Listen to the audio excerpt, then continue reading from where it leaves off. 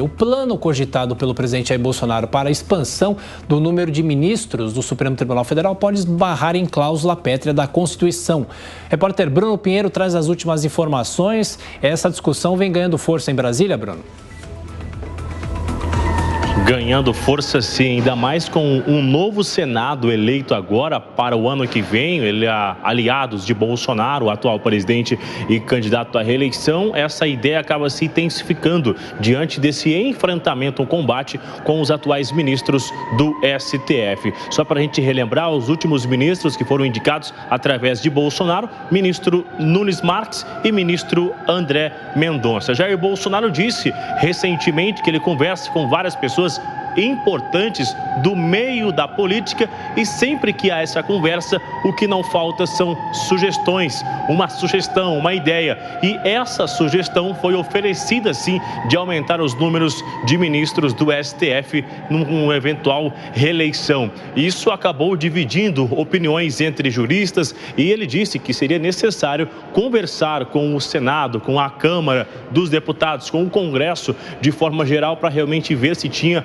alguma condição, mas acaba esbarrando nessa Constituição. Ex-ministros do STF chegou a chamar de saudosismo da ditadura. O atual vice-presidente da República, Hamilton Mourão, e agora eleito senador da República, também já fez a mesma defesa de aumentar a composição de ministros do STF. Independente se isso for aprovado ou não, eventual segundo mandato de Bolsonaro, uma reeleição, ele vai indicar 2 novos ministros, o que reforça o apoio de Bolsonaro dentro do STF, ou seja, acalmando um pouco mais. A gente relembra que vários inquéritos, várias discussões estão lá no STF sobre a relatoria do ministro Alexandre de Moraes, alguns estão suspensos, o que isso ajudaria, né? Seria uma ideia do governo de indicar novos nomes. A gente aguarda o que então? Essa discussão, o segundo turno, eleição,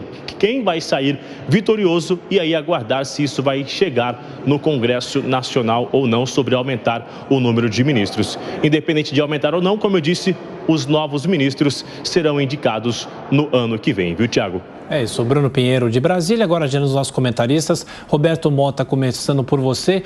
O ex-ministro do Supremo, Carlos Aires Brito, dá uma entrevista aqui para um jornal de São Paulo, dizendo o seguinte, que essa mudança deveria partir do próprio judiciário, não poderia partir do legislativo e nem do executivo. É uma discussão polêmica, não é, Mota? Polêmica, mas normal, Tiago.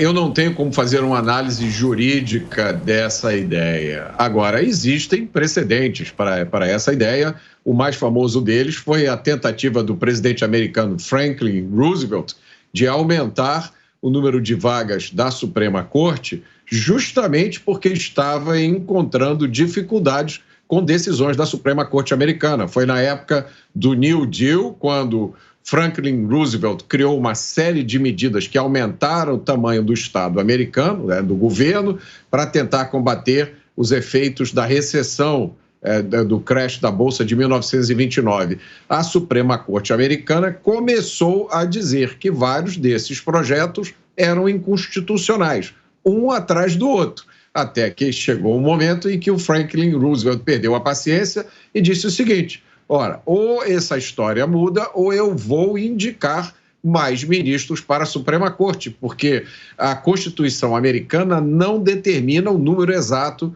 de juízes da Suprema Corte. Quando Franklin Roosevelt assumiu essa posição, a Suprema Corte passou a reconsiderar a sua posição e passou a aprovar as medidas do Franklin Roosevelt. É preciso lembrar também que esse confronto entre presidente e Suprema Corte está acontecendo agora mesmo nos Estados Unidos. A Suprema Corte americana agora é conservadora. Há pouco tempo ela derrubou uma decisão que ela mesma tomou em 1973, que declarava que o aborto era um direito constitucional nos Estados Unidos. A Suprema Corte americana atual voltou atrás, provocando grande irritação no presidente Biden.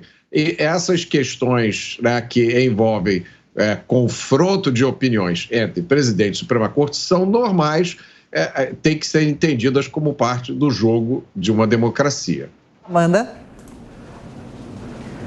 Não tem nada de normal nisso e nessa ideia de ampliar o número de ministros do Supremo de 11 para 15 ou 16. Isso tem precedente, sim, encontra precedente na Venezuela, que é uma ditadura, na Hungria, que é uma autocracia, no próprio regime militar brasileiro. Foi justamente o expediente usado por todos esses ditadores e autocratas para ampliar o seu poder e para cooptar o judiciário de seus respectivos países. Em 2004, no segundo mandato, Hugo Chávez tomou essa atitude, ampliou de 20 para 32 números de cadeiras. Isso foi aprovado na calada da noite, durante a madrugada, pela Assembleia Constitucional, que é o Congresso ali da Venezuela, ampliou de 20 para 32 e desde então ele manteve poder sobre a Suprema Corte, isso estendeu para o mandato de Nicolás Maduro. Na Hungria, de Viktor Orbán, a mesma coisa. O ato institucional número 2, General Castelo Branco, ampliou o número de nomeações no Supremo Tribunal Federal. Isso é uma forma de calar e de amordaçar um poder. Ontem, numa entrevista, o jurista Joaquim Falcão, ao jornal Estado de São Paulo, se não me engano foi o Estado de São Paulo, disse muito bem, isso é uma maneira de erguer uma monocracia ou uma autocracia. O Poder Executivo passa a ter a última palavra, porque ele consegue cooptar, consegue ampliar seu poder sobre o Congresso, como já aconteceu com o presidente Bolsonaro, nessa eleição que a gente viu agora no primeiro turno. Em caso de reeleição, ele quer estender isso para o Poder Judiciário, que é justamente quem faz a resistência às suas investidas autoritárias. Agora, imagine só se você tem os 3 poderes cooptados. Ontem, o ministro Celso de Mello, que é ex-presidente do Supremo Tribunal Federal, redigiu uma nota, divulgou uma nota e foi muito claro. Ele disse que a nossa experiência histórica no plano do constitucionalismo brasileiro, em períodos de exceção, sempre sob a égide de ordens autocráticas, influxo de mentes autoritárias. É ele criticando essa tentativa, essa PEC que propõe ampliar o número de cadeiras na Suprema Corte, sufocar a independência da Suprema Corte, que representa uns pilares fundamentais em que se assenta o Estado Democrático de Direito. E ele diz mais, o Celso de Mello diz que isso é inconstitucional porque fere a independência e a separação entre poderes. Vai nessa mesma linha o Carlos Aires Brito, que é ex-ministro, ex-presidente do Supremo Tribunal Federal, e até o Marco Aurélio Mello, que disse no primeiro turno que votaria no presidente Bolsonaro, mas ontem veio a público dizer que isso era ato de um saudosismo da ditadura. E é exatamente o que é. E está aí o perigo para a nossa jovem democracia brasileira. Essa é a semente do perigo. Ontem o líder Ricardo Barros, líder do governo na Câmara, deu uma entrevista a uma rede de televisão em que ele disse que era necessário enquadrar o poder judiciário. Eu espero que a nossa elite tão culta, lustrada e alfabetizada atente para esses movimentos e depois não venha reclamar se a democracia morrer ou for corroída. Bom, como eu já expliquei no meu comentário, isso não tem nada de autoritário, isso faz parte dos movimentos normais de uma democracia republicana.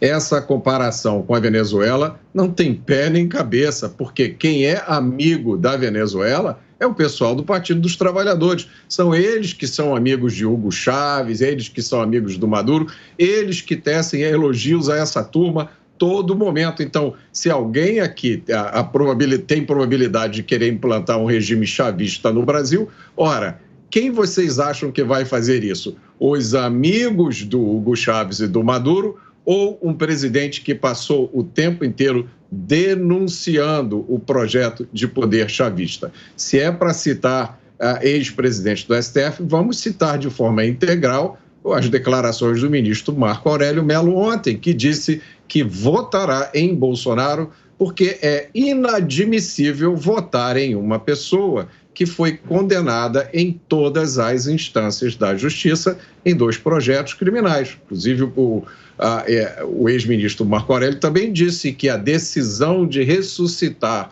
o ex-presidente Lula, que foi o condenado, foi uma decisão tomada pelo STF. Ele disse também que o brasileiro não se conformou com o sepultamento da Lava Jato, e por isso elegeu o ex-ministro Sérgio Moro e o ex-procurador Deltan Dallagnol. O ex-ministro Marco Aurélio Mello disse também que o inquérito das fake news é um equívoco.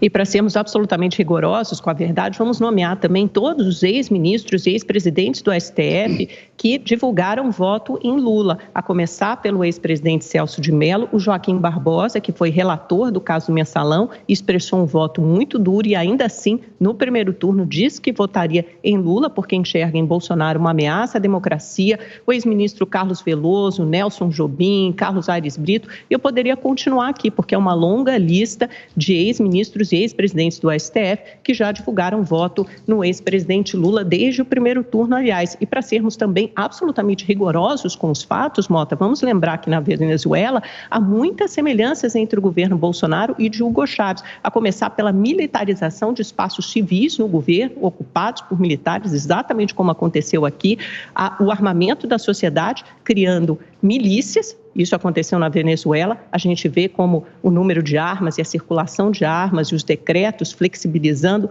as armas aumentaram aqui no Brasil também. Agora essa ideia estapafúrdia de aumentar o número de ministros na Suprema Corte. Por que isso? Só para o nosso telespectador e ouvinte entender.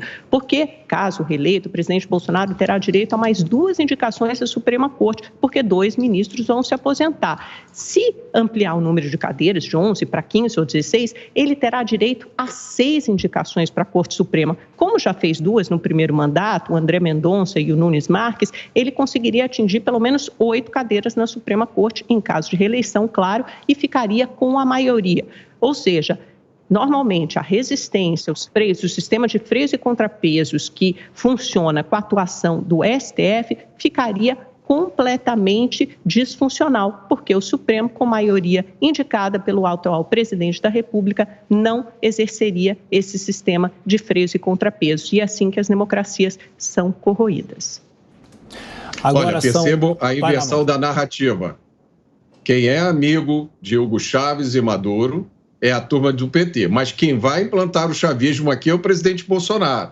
Quanto ao desarmamento, isso aconteceu na Venezuela, inclusive com o apoio de uma ONG carioca, que foi na Venezuela levar o programa de desarmamento. Nenhum ditador arma os seus súditos. É justamente o contrário. Não existe na história um único caso de alguém que é ditador ou quer ser ditador que incentiva os seus cidadãos a terem armas. O que são as milícias chavistas, Mota? O que são as milícias chavistas? É lógico que você tem uma população armada na Venezuela, além das forças armadas tradicionais, você tem milicianos que agem a mando do governo, que antes era de Chávez e agora é de Maduro. Então é óbvio que você tem uma parte da população que é armada sim, como você tem a militarização de espaços civis no governo que era civil e como houve um aumento, ampliação do número de cadeiras na Suprema Corte, na Venezuela, na Hungria, na ditadura militar, todas as ditaduras e autocracias recorrem a exatamente o mesmo expediente, roteiro pronto e acabado, que é esse que o presidente Bolsonaro, ele mesmo propôs, ele mesmo revelou em entrevista à Veja na sexta-feira. Ninguém está inventando, não.